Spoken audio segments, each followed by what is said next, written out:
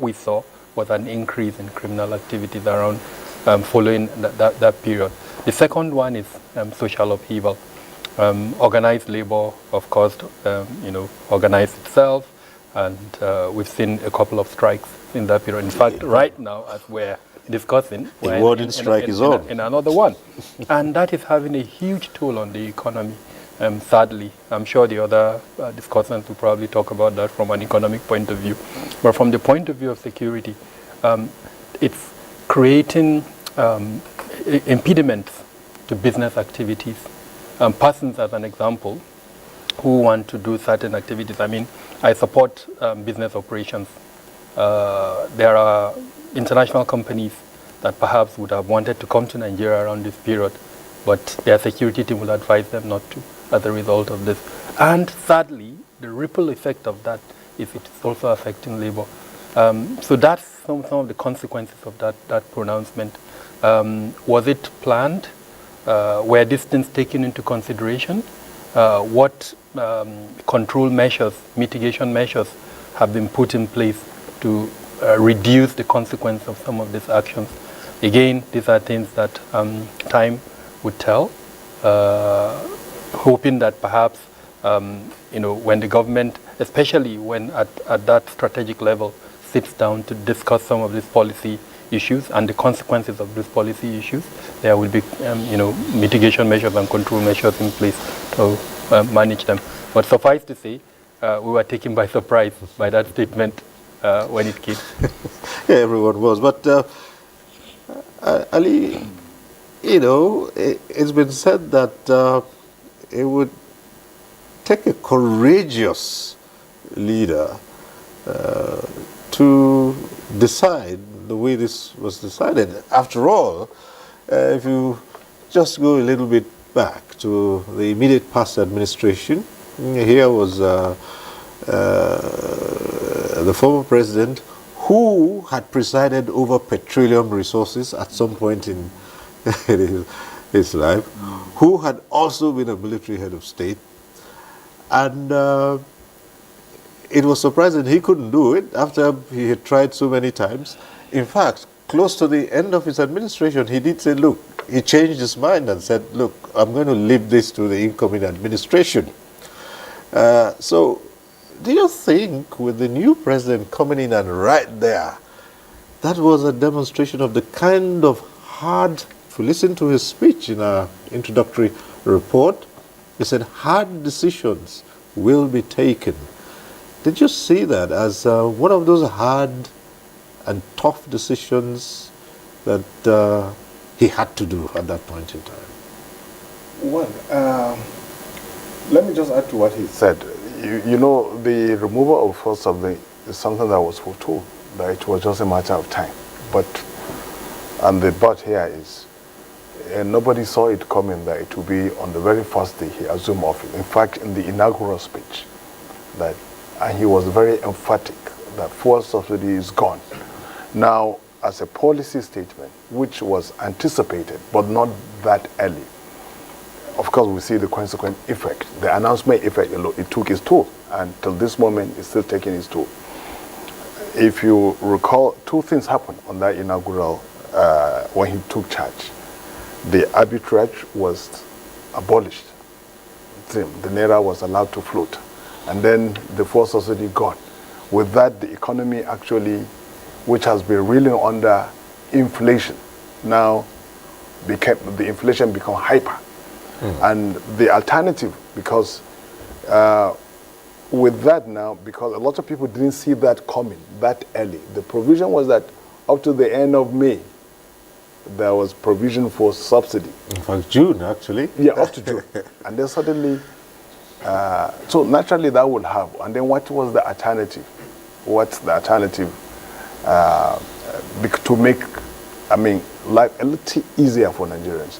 But you see, as it were now, people say, they make reference to the fact that the previous government had tremendous goodwill when it jacked up the price of petroleum, the liter price from, was it 97?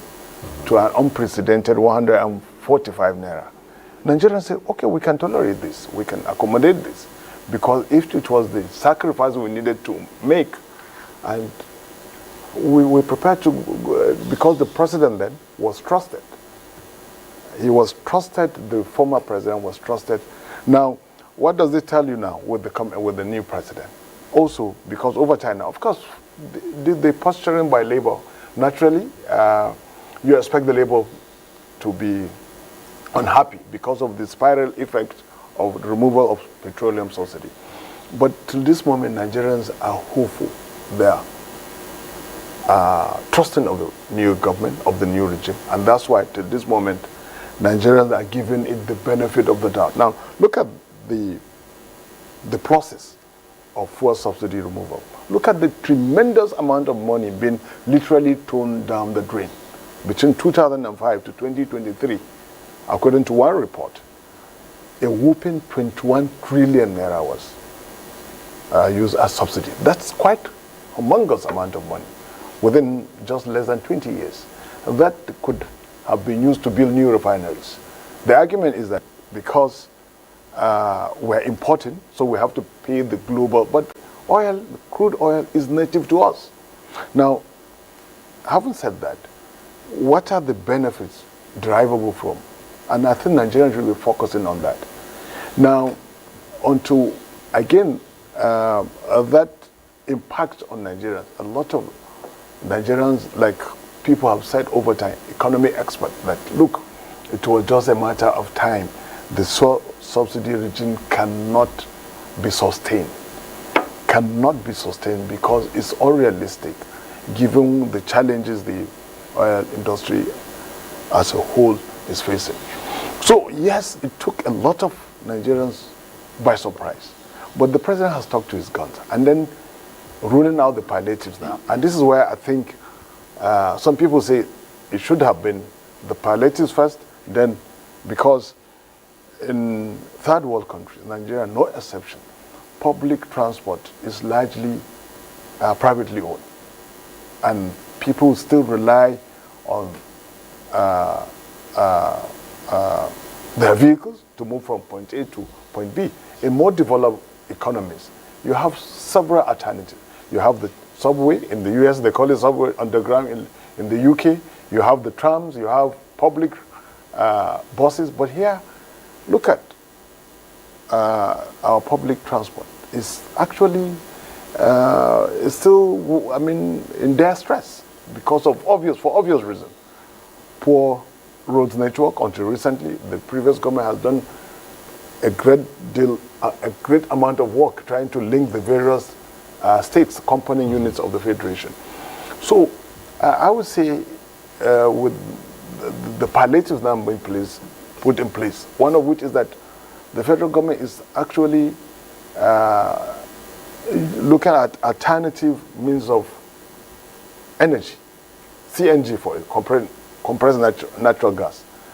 The government is looking in the direction of as much as, I think, over 11,000 buses converted to rely on CNG for energy, which is an alternative to fuel. A lot of people are making that migration now.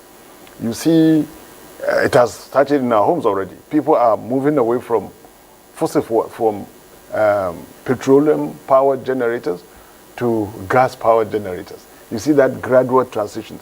Nigerians are looking for alternatives. When electricity tariff went up, Nigerians are looking, those who can afford it, to renewable energy, green energy. It's a lot cheaper and costs a lot less. So Nigerians, ever the geniuses that we are, because they say Nigerians will have this inelastic capacity to improvise on any situation, for good or for bad, but mostly for good. So Nigerians are looking for alternatives. But meanwhile, with the palliatives being rolled out now, I see light at the end of the dark tunnel.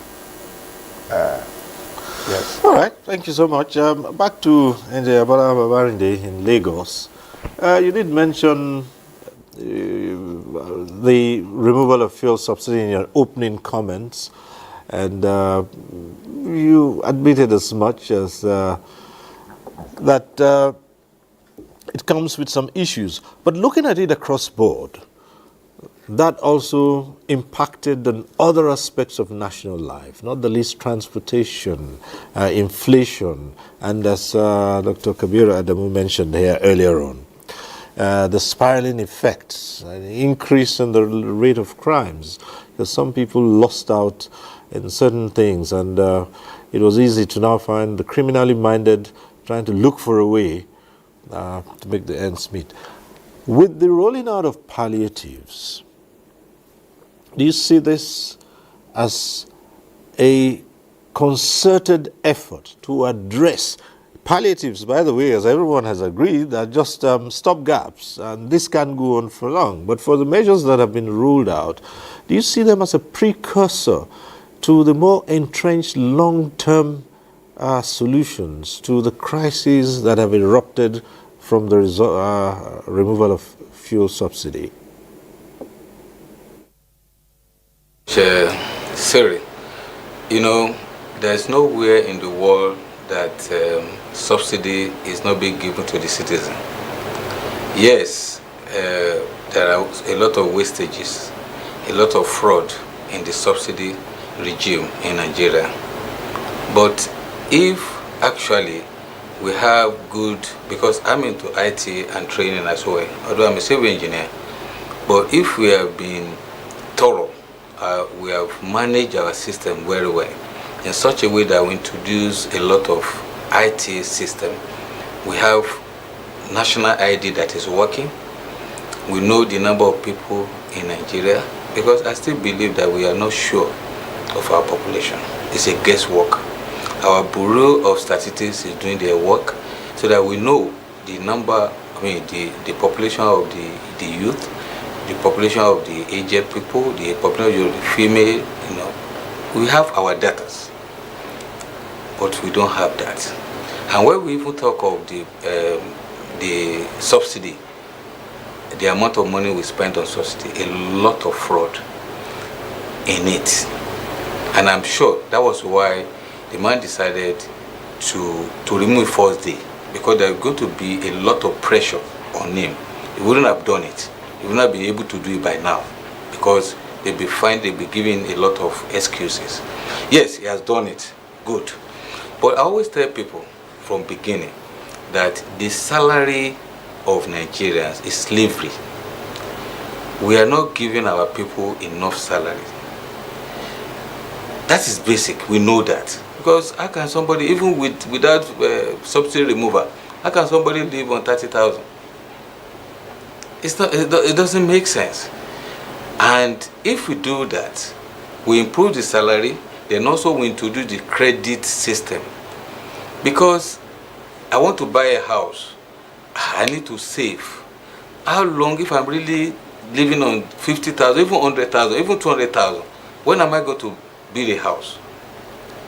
It's going to be, eternity. But if we have credit system that works, that my children can get a student loan if I can't afford it, I can take a loan to buy a car on installment. I can also get mortgage system that works. With my little salary, I know all these things can be, we reduce the amount of corruption in the system. One thing that I'm sure that is going to happen is that palliative that's on ground now is good, and it's going to be temporal. But the way I'm saying it, the palliative is not being managed very well.